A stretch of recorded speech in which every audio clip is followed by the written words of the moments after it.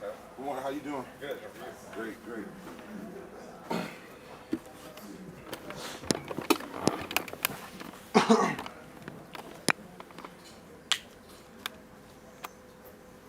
just gonna mic you up real quick. Sounds good. Good morning. How you doing? Good, how are you? I'm great. I'm great. Thank you so much. Thank you.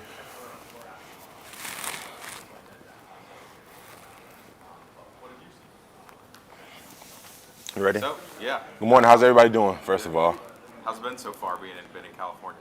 it's been great. I'm from the East Coast, born and raised in New Haven, Connecticut, so it's a very different vibe. But I like it though. But I'm not sure if I'll be able to live out here. I saw the gas prices and I was shook. I said 439. Oh my gosh. But yeah, other than that, it's been a great time. Tyler, a lot's been made about your guys being a large offensive line. Of course, that's definitely true. You guys are physically imposing, but maybe what do you think you guys bring technique-wise to the game that some people overlook sometimes? Well, that's one of the things that we're continually trying to improve on our technique. You know what I mean? We've definitely gotten a lot better with our pad level, our hand placement, and just making sure we're in the right spot on our combo blocks. And I feel like we have some of the best combo blocks in the nation. You know what I mean? You saw how we played against some of the top teams in the nation, like Georgia, LSU, Tennessee, Ole Miss, like teams like that, and we really dominated when it came to those combo blocks. So it was just focusing on that. But being an offensive lineman is always about constant improvement, constantly getting better, constantly making sure that you're fine tuning your technique.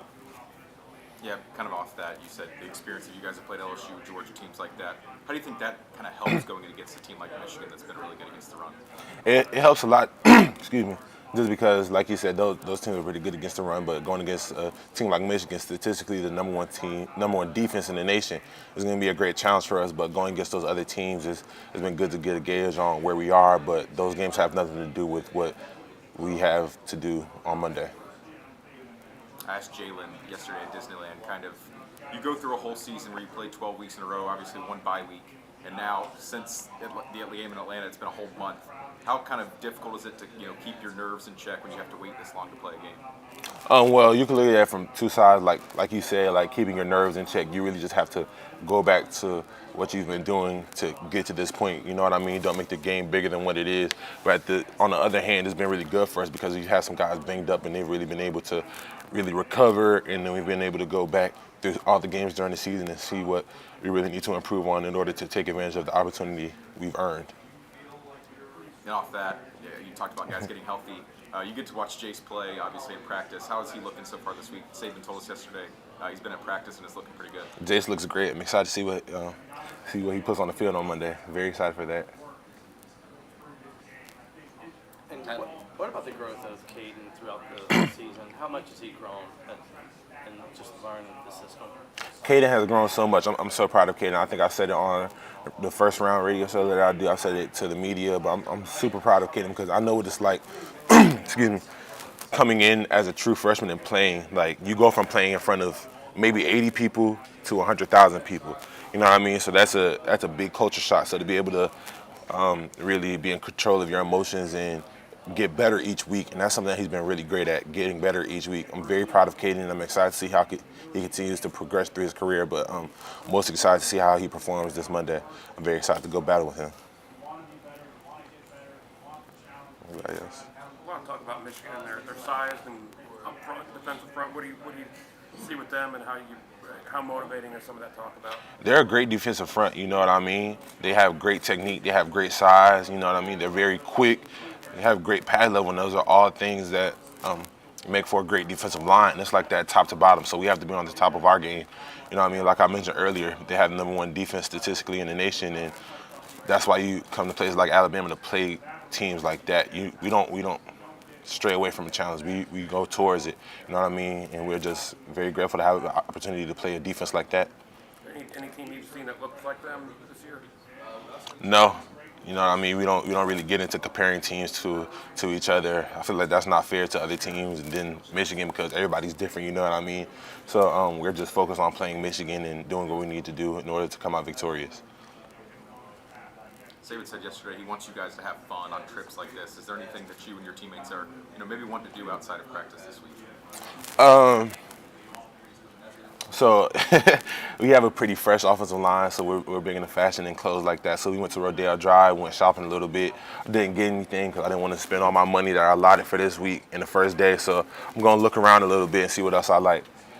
On that note, Coach Saban's known for being very squared away everywhere. Game day, Disneyland, everything. If you were a coach, what would your game day fit be? With my game day fit, I keep it simple but little flash. So I would go all black suit, probably a designer tie that goes with the designer shoes and the designer belt. So maybe Dior, Louis Vuitton, whatever. But I like to keep it simple with little pops of flash. What about on the field? On the field, if I was a coach, I just go with probably. I'm a big Mike Tomlin fan, so I love that Steelers jacket he wore. I actually got it when I was younger, so I wear a jacket like that. Probably a blank T-shirt, opposite of what the team is wearing, some khakis, and probably a fresh pair of Nikes or Jordan. Thank you.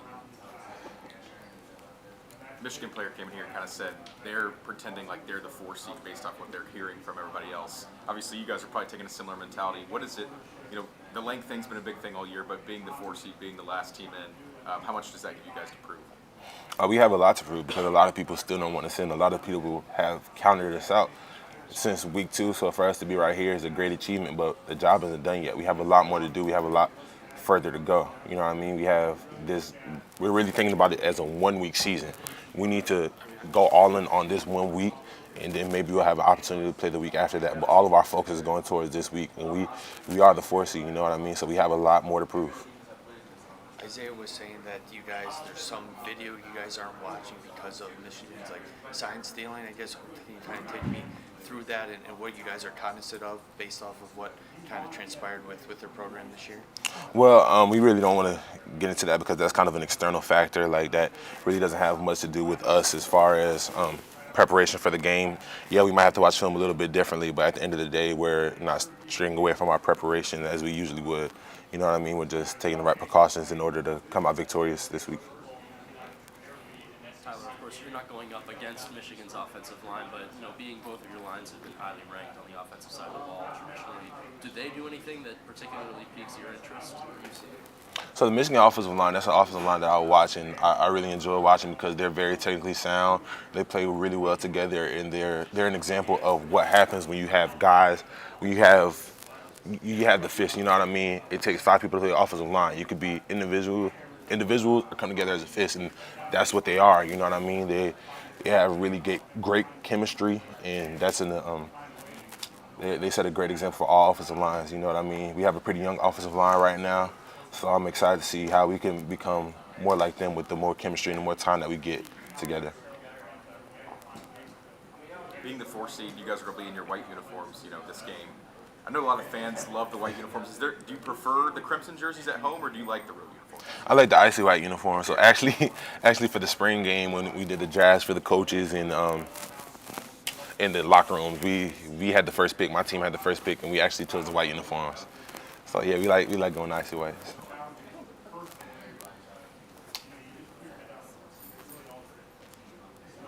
Michigan defensive line kind of known for getting tricky at times, pulling, stunts, things like that. How do you kind of prepare for that in practice, knowing that you might see different looks throughout the game? Yeah, so first and foremost, we go over all the stunts that they've done this year, and we really focus on the ones that they've been successful on. So we just try our best to recreate those with the guys that we have on the scout team and some of the walk-on offensive linemen during individual drills. So we just really rep those as much as possible. But as you know, in the game of football, it's really unpredictable. So they could come out and run a completely different defense. So at the end of the day, we do want to rep those stunts that they've been successful with, but we also want to make sure that we're very strict to our rules because at the end of the day, the rules are helping. Is there anyone you want to shout out on the scout team maybe who doesn't get their name in the headlines as much but plays just as hard? I want to shout out Graham Rotten. So he's one of our walk-ons on the offensive line. He's always giving us a great look. You know what I mean? He brings the energy, he brings the juice. That's a guy I'm very proud of. I'm very excited to have him on my team. You guys are going to be the biggest offensive line that Michigan's defensive line has seen this year. Does Michigan's defensive line remind you of anybody on your SEC schedule, anybody who's played this week? No, I don't really like to compare people to one another, but Michigan does have a great defensive line. Statistically, they're the best defense in college football, and that starts up front. You know what I mean? So we have a great challenge when it comes to their defensive line. They play with great pad level. They play with great hands. They move really, really well. So we just have to make sure we're very cognizant of our rules and making sure that we play Alabama football. Anybody stand out on Michigan's defensive line? It's really the whole defensive line, you know what I mean? Top to bottom, everybody, they rotate a good amount, and there's no drop off. So when you have guys that could come in and just plug and play, it's very dangerous. But I feel like the whole defensive line is dangerous in there. It's going to be a great challenge for us. A lot of Michigan's defensive scheme runs on hiding coverages, hiding blitzes, things like that. How important are pre-snap reads going to be for you guys on the offensive line, and how much have you seen on film? How confident do you feel that you'll be to pick up on what Michigan's doing before the play? So as far as pre-snap reads go, that's more of kind of Jalen's job. Of course, we'll take a peek out, the tackles will look, see if the safety's off the hash, but and we'll be very tuned into that. But as far as it's just watching film.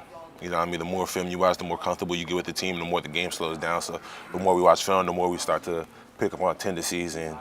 But at the end of the day, it's college football. You know what I mean? They could come out and run a completely different defense. So yeah, it's good to know what some formations could bring, but at the end of the day, we have to make sure we're strict to our rules. Have you embraced the underdog Alabama role this year? This is a different territory for you guys from most of the games you guys play. Yeah, I love it. And you know what I mean? That's just really lank. That's something that we've embraced. That's something that we've embodied in. It's no more fitting seed to be in the number 4 when you have a lot of naysayers. You know what I mean? So to just be the underdog, we love it here. You know what I mean? Because we love proving people wrong. People wrote us off week 3 against USF, and we've grown so much since that game. So I'm very excited to show the nation who we are. Isaiah just said that because of the sign stealing stuff, you guys couldn't use your tablets on the catapult. Is that accurate? And how has that kind of impacted the game plan? And that's really more of an in-house thing. We want to keep information like that in-house, but we are still treating this game, this preparation, like we would any other game. So, yeah, we're very excited to play Michigan. They have a lot. They present a lot of blitzes, a lot of exotic stunts. So we just have to make sure that we're watching film, whether it be on our phone or in person in the rooms. Just have to make sure we're watching film no matter what. In any way, we have to get it done. But that's accurate. You guys haven't been able to use your tablets like at home to Yeah. watch film. What was your reaction when Jalen and Terrian were kind of trying to get Lank started among the team in the spring and summer? Some guys didn't know what it meant at first. We fully embrace it, you know what I mean? Because people had wrote us off. Even from the spring, people thought, okay, they don't have Bryce anymore, they don't have Will, they don't have Battle anymore, Jahmyr Gibbs is leaving. Like, what else does Alabama have? So we're kind of really the misfit Alabama team, you know what I mean? And that's funny to say because being Alabama, we still have we have the most 5 stars in the nation, I'm pretty sure, top 5, something like that. So, but just being that underdog, that misfit Alabama team, the team that's not supposed to be here, we love where we are, we're embracing that, we just want to keep going with that mantra, you know what I mean? We keep being the underdog and embracing that role. When you guys step on the field Monday afternoon, what do you think the number one most important thing is to win the game? They're playing Alabama football. And what I mean by that is executing, trusting the coach's plan, and playing with all-out effort for 60 minutes consistently, not taking a play off. And that's what Alabama football means to me, and that's what Alabama football is. So as long as we play Alabama football, we'll come out victorious. This Michigan defense, are there any similarities to teams you played this year? I don't really like to compare teams from one to another, but Michigan statistically is the number 1 defense in college football, so we just have to make sure that we're on our toes for whatever they present. But they do present a lot of exotic blitzes, and they have a great defensive line and championships and one up front. So it's just going to be our offensive line versus their defensive line. So it's just great to have the ability to go against a great defensive line like this, you know what I mean? And I'm very excited to perform against them. When you go up against exotic blitzes, what's the number 1 challenge or key that you guys have to watch or prepare for? Just making sure everybody knows their rules and being very loud, because we have to pass off games. One of the hardest games to pass off is a 3-man bump when 3 people have to switch. So we just have to make sure we're being loud, make sure we're hitting each other when we have to go, and just being aware of what the protection call is. And just really communicating. As long as we communicate as an offensive line, we can handle anything that they throw at us. What's your favorite thing you got for Christmas this year? My favorite thing that I got for Christmas. I went home and my mom cooked. She got me a few few pair of underwear and socks, but she cooked. You know what I mean? It's nothing like getting a home cooked meal. What'd she cook? She cooked fried chicken, macaroni and cheese, yams, greens, and ham. What's it been like with Coach Reese as offensive coordinator? It's been great. Since Coach Reese's first meeting, he told us that he loves running the ball. You know what I mean? That's great to hear as an offensive lineman. Like, of course, we love to see Bond and Jalen make those big plays, but you really control the game by running the ball. So just having a coach with that kind of mindset and he's very intelligent, he's very open, and he listens to us. You know what I mean? You don't really get that a lot in college football. So we'll tell coach like what runs we like, what runs we don't like, what we see on the field, and he really listens to us and he takes what we're saying into account of what he's going to call. Because at the end of the day, we are the ones that are on the field, but he's calling the plays. So just having a great relationship with him as an offensive line, but as an offense overall, it really helps. Obviously, with it being a playoff, you guys are focused on that. But is there any special feeling about being part of the tradition of the Rose Bowl and being a member of that society too? Somebody that's played in that. Yeah, you know, the Bama answer would be, yeah, treat this game like it's any other. But this is the Rose Bowl. You know what I mean? This is one of the biggest football atmospheres, one of the best football atmospheres, one of the most legendary football atmospheres that you can find around the country. You know what I mean? My dad and I grew up watching the game. He's a football fanatic, and he always dreamt of me playing in the Rose Bowl. So it's me and him living out this dream this week. Is there one game from growing up that stands out to you? I think it was the Michigan State Stanford game. That was with Christian McCaffrey, right? Yep. Iowa Stanford. Yeah. Iowa Chris Stanford. McCaffrey. Yeah, that one. I'm sorry. That was a great one. That's one I remember. Yeah.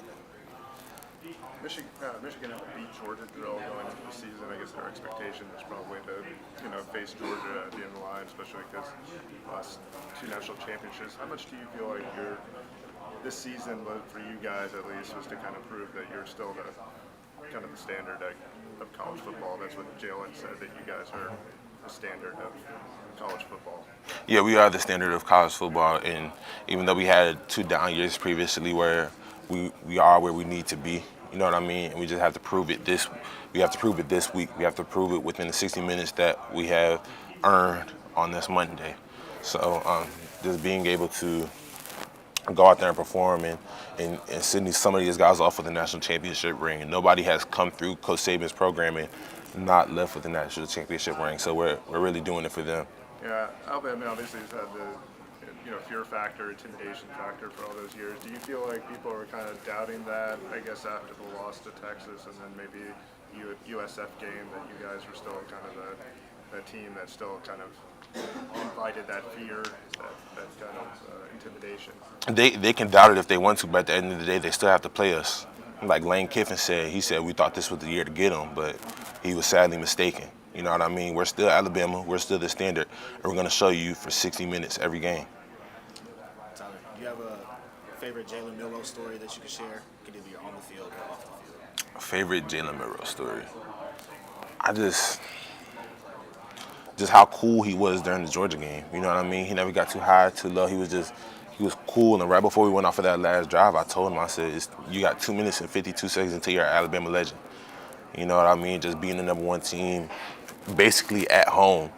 And in the fashion that we did from coming back where we were from week 2 and 3 is just, I just told him that. It's just the way he carries himself. Yeah, from your point of view, I mean, what's it been like to see him take this journey from the beginning of the year to now to be the confident, decisive quarterback that he is, and how that's kind of elevated the entire offense? Well, first and foremost, I'm very proud of Jalen. You know what I mean?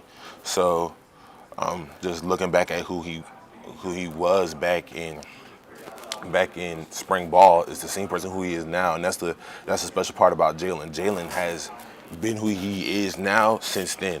He's just really improved athletically, but his attitude, his spirit, his mindset has always been 10 out of 10 and willing to do whatever it takes to help this team win. So I'm just very excited for Jalen to be reaping the benefits that he's sown. How much do the players, the alumni that come back, kind of emphasize like this is this is the standard to you guys. I mean, and that's what's kind of kept, Alabama kind of, at that top level is the fact that you have all these former players that have recently played in, Coach Saban's system and everything that have come back and kind of emphasized to the current guys that like, hey, this is the way we play.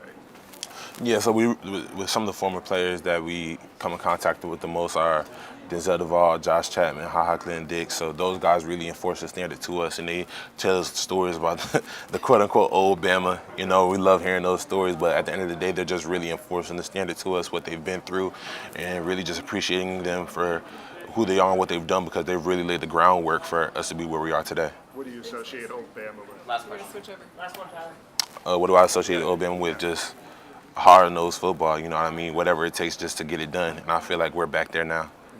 Thanks, guys. No more questions, sir. No more questions. No more questions, sir. Let's get you on notes, sir. All right. All right, you're free. Tyler, we're going to move the other room. Appreciate that.